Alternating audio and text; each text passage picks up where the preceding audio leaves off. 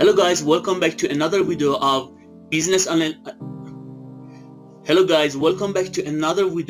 business analytics complete course. In previous lessons we talked about some real case studies. Now it's time to talk about the data in the statistics frame. So today, as a first statistics lesson video, what we are supposed to talk about it is the types of statistics and the types of variables, as well as we have some example. Okay, let's start it.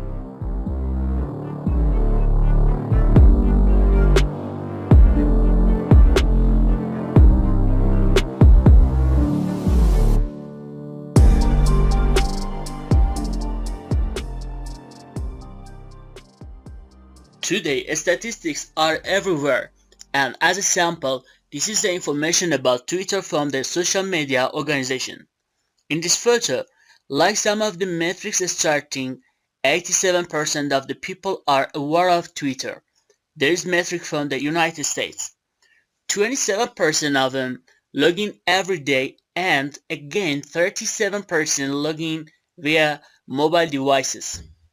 And on the left hand side you can see the gender of the users. 48% men, 52% of women. What are the income distribution of the total users? And so what is the age of the users? What are their educational backgrounds? So lot of information is out there. You see any newspaper, any magazine, a lot of statistics that actual. So we can say there are statistics out everywhere, but what are you going to do with this information? So let's take this example. 37% logging every day. How Twitter can use this metric? So what can they do that? Okay, 27% logging every day. Can we do any change so that customers increase the login every day? And so can we increase this 27 to 50%? Those are the insight that the statistics that gives you a better understanding of what your customers are. What are current revenue metrics? What are the current issues and how can it be solved? Another example for this is the internet usage in India. So as of July 2015, you can see there are 43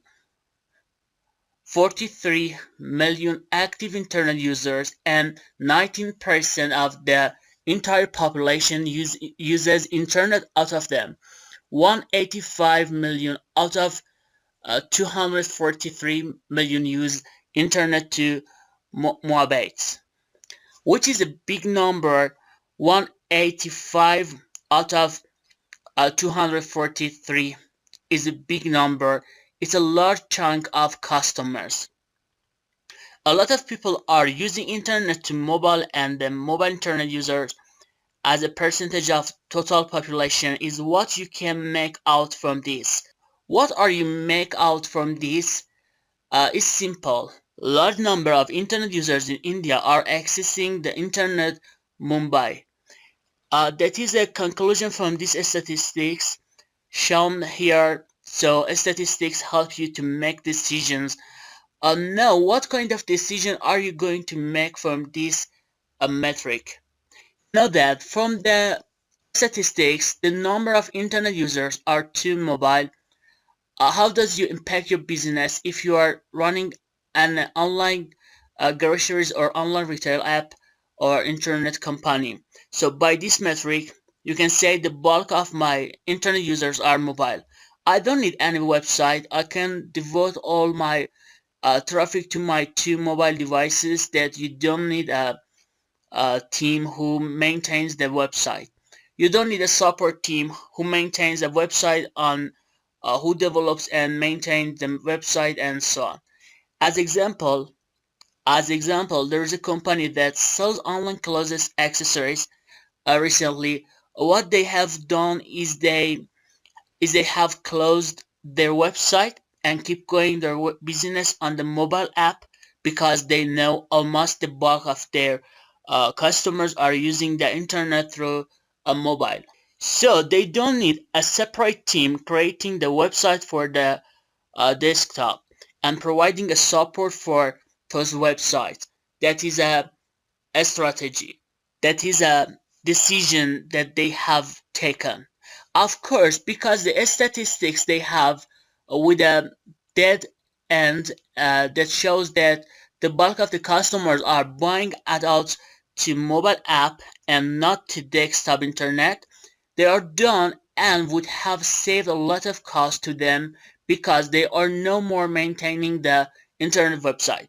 So broadly status, they have to make decision and gives you a better understanding of what your customers are doing, who your customers are. Definition definition of statistics. Statistics is a science of collecting the data, organizing the data in the right direction, analyzing that data, presenting your facts, and interpreting the data for further action. But what is the difference between statistics and analytics? They are very closely related. Statistics are numbers, analytics user statistics and add business dimensions to make it meaningful. So statistics are on numbers. Analytics relies on statistics to make these raw numbers more meaningful by adding business dimension to it.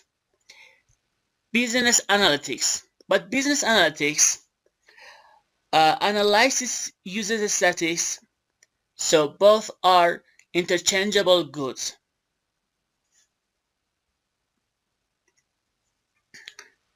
Population and sample is the first concept in statistics, and it's a very important concept in statistics. Sample is a subset of the population. Population is the overall universe. Let's take an example to understand this. If we want to measure the number of fishes in a sea, how do you do that? You can measure the intensity. The sea is close to its 100 acres. It's very difficult to measure the number of fish across all the 100 acres. What you do is a sample. You pick a sample, one equal area in the sea, and count the number of fish in that one, and then apply it to the entire population. Let's say you have 100 acre sea. You want to count the number of fishes in that sea. You pick one acre area from that sea and count the number of fishes in that area. So that's how you apply sample metric to population. Like the population refers to the entire set of individuals or objects of interest, whereas a sample is a part of the population, and so that the difference between a sample and population. Why exactly a sample is required? If you want to measure it, it will take so many people, so much time, a lot of cost involved. But you can pick a sample measure that one less cost. You can apply it on the population. So sampling is required to reduce the cost. The other example of sampling is like when you want to do a new drug test. With a new drug test to be done on the population or sample. Obviously, without even understanding the efficacy of the drug, you can't test it on the entire population. So you pick some sample, you test on the sample whether the drug is actually working. If it's working effectively on the time that you release it to the market, which is available to the entire population. So that's how even the new drug discovery and getting into the market works. To summarize, this is a very key concept, population and sample population, that goes to the entire subset of individuals. Let's do a quick exercise to understand the difference between population and sample. So these are the four cases that you have. Let's go one by one. The participants in a study of a new cholesterol drug. You think it's a sample of the population. You think uh, you think it's a sample of the population. Obviously, you are testing on a new drug on a participant, and it's not the total population. Some participants. So obviously you did sample. The next one, the driver who received a speeding ticket last month. So what is this? It's all the drivers who received the speeding ticket. So it's not a sample of drivers who received a speeding ticket. It was all drivers who received some pretty good. The drivers who received something, a speeding ticket, and then the next one is posed on welfare in Cook County, Chicago, um, Illinois population, and it's all individuals in that country who were on welfare. That is the population, and the fourth one is a pretty stock. One is a pretty stock reported in the Dow Jones Index.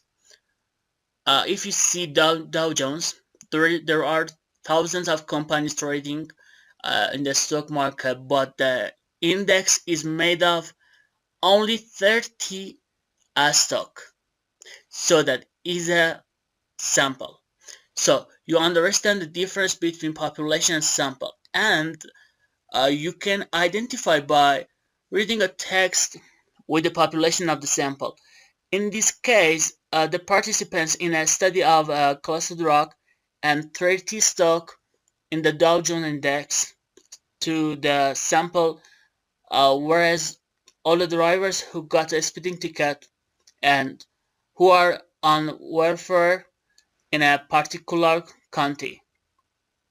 What are the types of statistics? There are two types of statistics.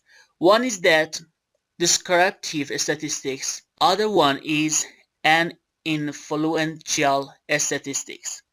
Descriptive statistics, as a name, is nothing but describing data. For example, what are the number of customers? It's sample describing the data. On the other hand, is inferential statistics. Inferential statistics is using a sample to describe the population.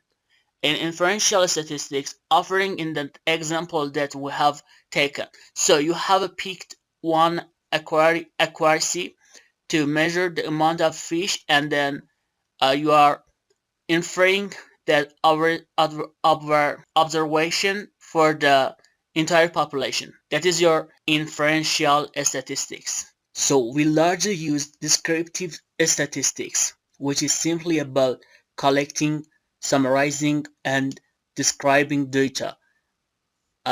Describing data analytics, for example, presenting the data to get up so that your descriptive statistics characterizing the data, what is mean, what is the average, what is the median. Descriptive statistics, which describes the data, as the name suggests, describes the data, and inferential statistics that you observe, sample, and make a difference. Make a difference on that example of inferential. Again, targeted that estimating the population mean, we are using the sample mean. Uh, in analytics, we largely use descriptive statistics, as you can see in the next subsequent select. The third concept of statistics is the types of variables. Broadly, there are two kinds of variables. Numeric variables are like numbers and categorical variables that are not numbers with the numeric. Also, there are two types. One is continuous and one is discrete. Discrete. Let's look at the examples which will make more things clear. Example of a numeric continuous variable like it is like 18, 19, 20 to 40 with leakage 40, 50, 800, 8.5, 5 for 5 feet 2 inch by between 2 5 inch. These are all continuous variables. Now let's see what is discrete variables is.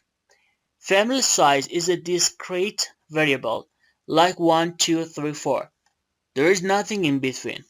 The same is the case with 8. You can call it years, 3 months, and 6 months.